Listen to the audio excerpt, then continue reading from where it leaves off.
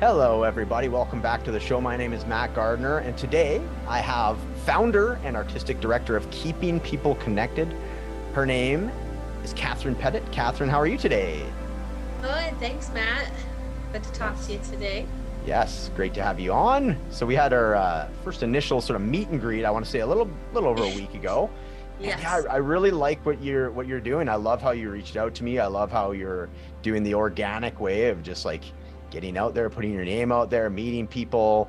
So yeah, let's get into like what you're doing and all that. And I love wow, basically you're at this stage, you're like a stage of outreach I get where you're just sort of getting your name out there and getting the name of like keeping people connected. So first, let's start with that. What is keeping people connected? Yeah, KPC, Keeping People Connected. We are a performing arts collective, performing artists. We use dance mainly as our device to communicate, to use as a universal language to actually spotlight social injustice. It started out as from lived experience with me and my siblings and our experience with addiction and substance use disorder, mental health disorders, and all those co-occurring, nitty gritty moments. And what happened was I started using movement as a way to express my grief with what I was going through with my siblings. And it quickly revealed itself to be an incredible means to actually bring people together. The pieces that I was sharing about alcoholism and about substance use disorder and addiction, I just took them to theatrical setting or dance setting. I'm based out of New York City. I'm over in Brooklyn, but right, we're out in Manhattan, we're in Queens, we're all throughout all the boroughs, and we're really trying to expand across New York State. Well, we've been expanding across New York State for a while. But yeah, the pieces that I was sharing were really speaking to people in a very personal way that really pushed me to take my own personal trauma that I was processing and coping with and really start utilizing movement as a way to help other folks on their journeys. Um, and so what happened was the main piece that we started with about my siblings and me and with our substance use disorder and mental health disorders became this pathway to wellness through movement that Hmm. we're bringing to recovery centers across New York City and actually across New York State.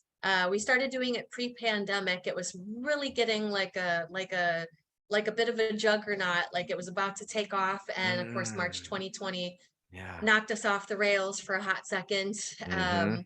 We kept going virtually. We kept bringing it to people virtually. We connected with Black Mental Health Alliance over in Massachusetts and in Baltimore, actually, Maryland. And then different places around New York City, Fountain House, and New York State Recovery Conference that actually comes out of Albany, New York. So, yeah, we've been making connections for quite some time, but now is really an extraordinary moment where we're feeling like we can reach in person, finally back in person.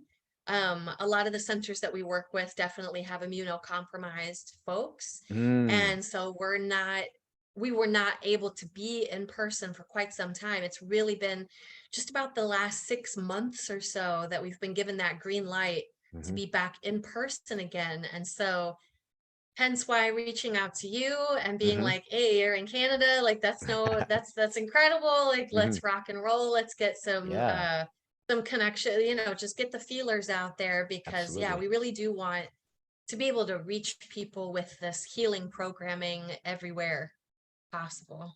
It's beautiful. I love it. Like just from you and I talking, like I have an artistic background as well. And I know we talked a little bit about like how important, creativity and imagination Yeah. is and can be for like Yes. helping with healing process and all that. And you're touching on that. So I really want to get Yeah. into that. Before I do have a curiosity question about how defeating was it initially when COVID Or happened? And Oh then gosh. what did you sort of learn from it? How did you adapt? It's like, what was that whole process like? Because that does sound like it must have been so disappointing in a lot of respects. I mean, everyone was in the same boat, I feel, to some degree, Sure. with just like everything that they had been building towards, working their little heinies off for. And here comes this, global pandemic that definitely was devastating on so many levels, right? I mean, being in New York City and literally seeing the body bags being brought out on the streets, just piled, and it's super traumatic Yeah. to think that people around the world somehow at this point have almost sort of, they almost act as if it didn't happen, Yeah. or as Yeah. if like it wasn't that, like we're past Bad. it. Yeah. We're past it. Yes. We're not past it. It's still a very real part of life and a real part of existence now, really. You have to just kind of take it in stride and sort of figure out how to live with it. And yeah, I think New Yorkers are incredibly resilient, courageous people, and super creative people too. And so I don't know if that, probably ties into the next moment, but yeah, Yeah. definitely just like continuing to put what it was never really a question of whether or not to continue. Mm. It was how do we continue? How do Yeah. we continue? Yeah. And how do we sort of innovate and because we're KPC, and the folks that I work with within keeping people connected are all trailblazers, all innovators, incredibly radical human beings, and um that is just ever, that's such a deep well to pull from inspiration and uh just drive. And if you're sort of lacking that day and like, oh my gosh, I just want to like stay in bed and not get out and do anything, and then hopefully somebody else out of the collective has the drive that day, the fight Yeah. to encourage you. Yeah. And hopefully you can do that on other days for them, and so it just kind of is this nice um yeah, support system, you know. Beautiful. Yeah, I love that. I love that. Yeah, and like you say, you said the magic word like creativity and how it's a creative, Yeah. environment that you live in. Yes. How Yes. important is, creativity to like, and I'll frame it this way, because like we Sure. hear about like health and wellness, and to me, it's like such an untapped part of a health and wellness regimen is the whole creativity thing. Like we always talk about Oh exercise, we always wow. talk right in Yeah. yoga and such. Yeah. To Yeah. me, creativity really, there's a huge opportunity there for health and wellness, isn't there? Absolutely. It's such a different entry point to healing. Mm, Um it is, there within recovery centers, within treatment centers, and however you want to look at it, I have about more than 2 decades worth of experience within recovery centers and treatment mm, centers and rehabilitation facilities wow. based on my lived experience, and then professionally, like trying to implement my own programming for maybe the last 5 years or so. So what I have seen that works, nothing to say about the things that the therapists and folks within the centers are using right now. Talk therapy, yes, Of obviously, course. of course, Yeah. like we have to use talk therapy. We need counseling, we need therapists that are able to guide us through the trauma that every single one of us has, and certainly like folks who are deciding to deal with their substance use disorder and step into a recovery center in the first place. First of all, just not even sidebar, but just like it's kind of the main point is that these are warriors. These are just like fucking fierce, fabulous people that have these disorders that for Mm, some reason, for a lot of reasons, are just very stigmatized mm, with those particular disorders. Like if someone has diabetes, if someone has cancer, you don't blame them for having that. fair point. You, Yeah. you don't blame them for having that. And there is a proven methodology of treatment for um, certainly cancer, for certainly diabetes, for mental health, and for Substance use, there's not. There is not a consistent methodology offered across the boards in recovery centers. Mm, I find that baffling. I find that frustrating, infuriating, and knowing that some of them utilize movement as a pathway to healing, and like you said, in yoga, mhm. absolutely, in breath work, in meditation, that's incredible. That's absolutely necessary. But in terms of actually putting the person who is actually in treatment, who actually has the substance use disorder, mental health disorder, eating disorder, alcoholism, addiction, putting them in the driver's seat and saying, okay, you have the autonomy and you actually have the power to shift the course of your recovery journey, using creativity as a pathway to wellness, Mm, using dance, using yeah. music, writing music, Mhm, creating music. These folks are incredibly creative. I talk to, I talk to them about where their creativity comes from, and they're like, well, I write rap, I do spoken word, mhm, mhm. I am a pianist, I play the piano, and like they're Yeah, actually prodigy level yeah. and Amazing. musicians and Yeah. writers and singers, and dang, like just the sky is the limit. And I think once we start to really see each of these individuals actually as an individual that is deserving of um being treated as a human being that can be a part of their own recovery journey, that it's not like they step into the recovery center and it's like, okay, do this, do this, do this, do this, and they're just being told what to do. Right. That's not going to stand the test of time, in my humble opinion. Mhm. Yeah. Sure. Clearly I have no Yeah. opinions. Clearly I'm super, Right. I've been super picking not up. opinionated I at was gonna all. say I've been Yeah. picking that up about you for sure. Yeah. Yeah. Yeah. Not passionate at all. Yeah. No, no, not It's whatsoever. I just definitely am not, yeah. yeah, just on fire for this Yeah, yeah. initiative. That's right. Yeah, yeah. Exactly. Too funny. One of the things if Yeah, dropping little nuggets as far as like some of your life and lived experience. I'd sure, love to give sure, you the opportunity to tell people at home just a little bit more about that, because there were definitely some foreshadowing or sure, hinting into some of your own personal experience. What was the road that led you to what you're doing today? sure, sure. Yeah, well, as I mentioned, my sibling is my qualifier. I'm the oldest of three sisters, and then I do have an older brother as well. And so my middle sibling, my sister, who's right behind me, 18 months behind me, actually deals with substance use disorder, eating disorder, a number of co-occurring scenarios that no one treatment center has ever really been able to help. And so growing up, we actually grew up, I'm out in New York City now, as mentioned, but we Yeah. actually grew up in Missouri, in St. Oh, Louis, Missouri. okay. Yes. And it's the Bible Belt of America, if you know Yeah. what that Yeah. means. Yes, of course. And if you don't know what that means, it means that we were raised on the Bible, and um, like to the nth degree, like Mm,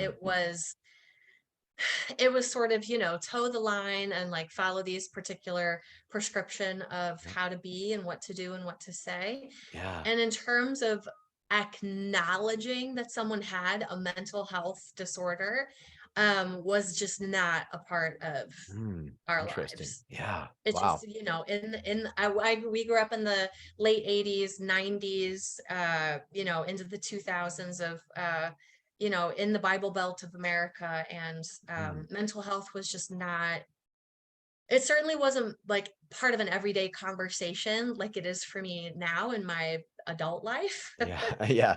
I don't Yeah. go a day without talking about mental health and wellness, and how to take care of ourselves. Um, but yeah, growing up in that scenario, not knowing what to name what my sister was going through and what was starting to reveal itself to us, we had no idea um, what to do or how to address it. And so as each disorder sort of revealed itself, more and more research and just actual knowledge about, okay, what is actually going on here. I was already living out in New York City when we finally started to actually name some of the things that my sibling was experiencing. And that journey of just self-discovery for myself of like, okay, like being a family member, a loved one of someone going through substance use disorder, I mean, that's actually a whole other conversation in terms of like when you talk about the recovery, who's actually going through it. Mm-hmm. And then you talk about the family unit. This is a family Yes. disorder. This is Yes. not, you're not on your own. You have people who love you, Yep. that want the best for you, that want you to be healthy and happy. Yeah. And a lot of times that doesn't get addressed. And if the family members, the recovery could be doing all the work possible. They could Mm-hmm. be in treatment. They could be, if you subscribe to AA, if you're doing the meetings, if you're doing Mm-hmm. this and that, if your family members are not moving from their mindset, if their mindset is still stigmatized and, Yep. well, you should just be able to put the bottle down, well, you should just Exactly. have the willpower, you're not actually gonna, it needs to be working in tandem. We do need to be able to address the beloved family and friends of the person who is actually experiencing these different co-occurring disorders. Um, and I'm sort of talking in circles here, but it's all like part of my lived experience, which I think Yeah. was your initial question. So It was. hopefully No, you that answered it beautifully. No, sort of I answered it. yeah, you completely answered it. No, it was great. Thanks for filling us in and being just honest about like, your family background and what led you to Sure. that. It just, gives like so much depth to it, especially when somebody's getting to know you and they're interested in the work and then finding out that Yeah, origin story as to why sure. why you're doing this, Yeah, right? So it's why? The reason why. exactly. So Sure. Yeah. very, very cool. So what exactly is like, I guess if somebody was to reach out to you, like actually let's start with Totally. this. You've been reaching out so far to other recovery communities, Yes. other like, Yeah. so what is it ideally that you're looking to do? What are like sort of the future plans for Yeah. keeping people connected? Yeah. So our main, I think I did mention, yeah, we were really set to be able to like launch what has grown from my initial exploration of movement for myself to process my own trauma with my siblings and our family history of substance use disorder and mental health disorders. That has evolved into a 40-minute dance piece that we actually pair with ahead of time. We do a movement workshop with participants. We move people through, we guide people through. You don't have to be a dancer. No one needs to have any dance training in order to be in it at Yeah. all. You can have Yeah. 2 left feet or no feet and sitting down. You Yeah. could sit down, you could stand up, whatever you want Cool. to do. Cool. All the exercises are meant to be very accessible and inclusive and really just like lay the framework for what emotions we're going to reveal within that 40-minute dance piece Mhm. that is called I Could Never Love Anyone, ... ellipses. It's part of a quote from Little Women. I could Mhm. never love anyone as much as I love my sisters. Mhm. And that's something that my sisters and I would say to each other growing up, just in a very, instead of saying I love you and hanging up, we'd say I could Yeah. never love anyone as much as I love my sisters. Aw. And yeah, Yeah. and just a really powerful, like emotional touchstone for us. Yeah. And so then after that 40-minute moment, we have a talk back because the point is to access these very deep-seated traumatic emotions and feelings that your body and your mind and your heart want to save you from and guard you from. They're trying to serve you. Mhm. And yet we do need to excavate those things in order to heal from them. If you just hold on to trauma in the body and just hold it, we can't breathe, we can't move, we can't grow. And so what we're trying to do in reaching out to all these recovery centers, we're starting from where we are. out of the pandemic and, reaching out to centers across New York City, across Brooklyn, Manhattan, Queens. We have different recovery centers we work with, and across New York State Recovery Conference and you can tell I'm in Brooklyn if you can hear the siren. Yeah, I can hear that. Yes. Authentic. Yes. Yeah, authentic. So yeah, if you Yeah. doubted I was in Brooklyn, now we know for Now we sure. know. Yeah. Yeah.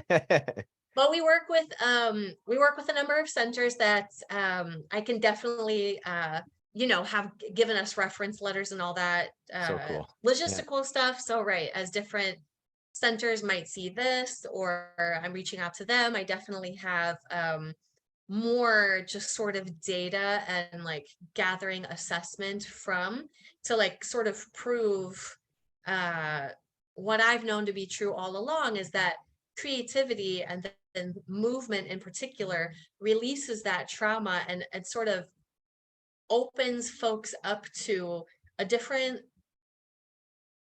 absolutely different entry point, but sort Yes. of an Yeah. elevated entry point Yeah. to their recovery journey. It's accessing emotions and feelings and memories and trauma that they maybe would not have brought to the surface without movement as that pathway to wellness within their recovery journey. And Yeah. it's that part that we are bringing to the table that again, certain certain places, thankfully, I'm discovering here and there, do have dance within their, I mean, and I'm Cool. talking across the country, like I've found maybe two other Wow. that to me is wild. I feel like Yeah. it should be a staple of treatment. Yeah. Yeah. Yeah. Obviously I'm a bit biased. I feel like, Sure. Sure. but at the same time, if you're trying to talk about how things work in tandem together, you want to be able to access the things that your body was protecting you from Yeah. and then be able to move to a counselor, a therapist, someone who then has those talk therapy tools Yeah. to address that. So then so we're trying to really create basically a new revolutionary way of approaching rehabilitation and recovery. Yeah. I love that. Such a cool idea. And yeah, with your own personal experience, I mean, you've seen it and you see how it can help yourself, other people. So, and Yeah, there's what a massive opportunity there is there. The thing that comes to mind is for me is like, there's such a importance and sort of weight being put in the whole like mm, mind body connection. Like there's sort of like we yeah, talked about the counseling, the therapy, the cerebral side of it, but the body, the body keeps the score. So there's, you've seen all these like breathwork modalities that are showing up that yeah, are really helping doing that. And to me, like the sure, way that you're viewing dance and presenting dance is pretty right, similar, right? It's like just like you say, another angle at it or another pathway, but similar. It's like getting you having that body mind connection, getting back into that, because we live so much in our heads a lot of the times, right? So just yes, inviting that movement and just to be able to like get something that's like you say maybe stuck or this idea that's protecting something in us and getting it up and out in such a beautiful creative way is really yeah. remarkable. It's such a cool idea. So And hopefully in a safe way as well. We're sure. encouraging folks to be, it's very brave to, first of all, like I said earlier, these folks that are in recovery, that are these folks that are dealing with substance use disorder, period, full stop, are warriors. These are incredibly intelligent, Mhm. kind, thoughtful human beings that deserve every opportunity to live their fullest Mhm. existence and be themselves and not be um, judged by these disorders that they have. That if a roll of the dice was different, it could be you, it could be Yep. me, Yeah. it could be any number of folks. That's right. Yep. The cards you're dealt, and then you sort of motor forward with that as best you can, right? Absolutely. And being able to see each of these individuals um,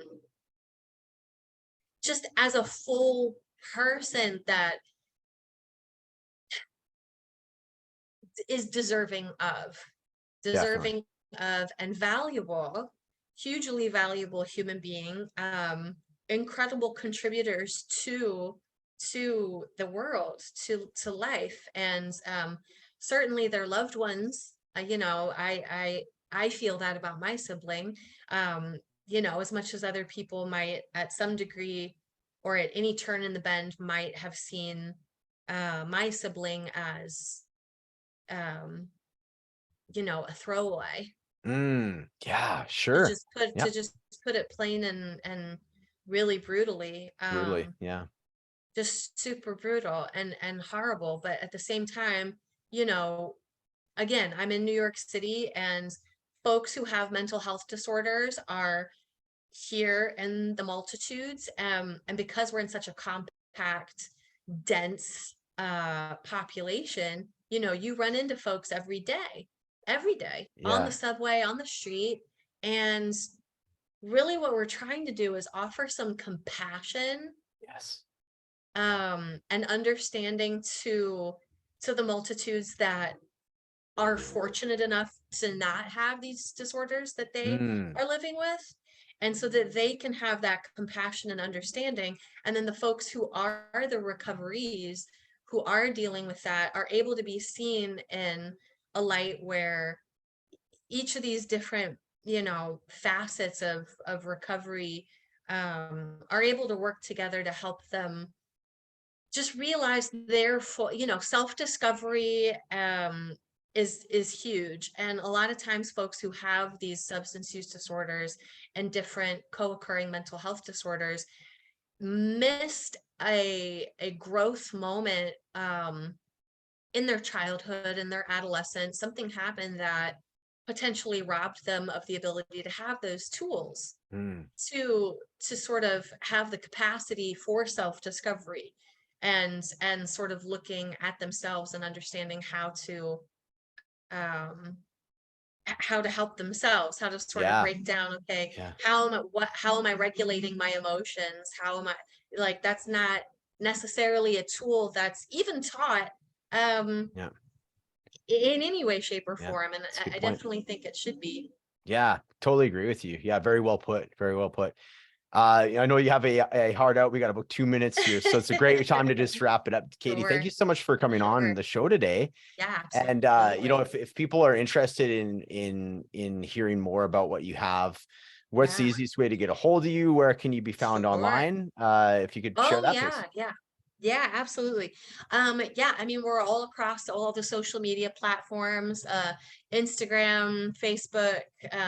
We're still on Twitter at the moment, but we'll see. The Yeah, yeah. you know, that one's not our most popular. I would say Instagram, and then our website, and yeah, potentially, you know, Matt, if you have those in the description or something I like sure that, then will. Yeah, folks can absolutely. Yeah, and so that's folks can keeping hit me people. up. Absolutely. So keeping people connected. That is the Facebook and Instagram handle. And yeah, I'll have Yeah, it's KATHARINEPETTIT.creative.com is the website. And of yeah, course, those will be in the show yeah. notes. Catherine, so Awesome. thanks so much for coming on today. I wish you all the best of luck. And of Yeah. course, we'll keep in touch. I very much admire the work that you're doing. And yeah, feel connected with you as far as I just definitely want to see how this goes. So let's keep in touch. And thank you so much for coming on the show today. Thanks so much, Matt. Appreciate your time. You Thanks a bet. bunch. Bye-bye.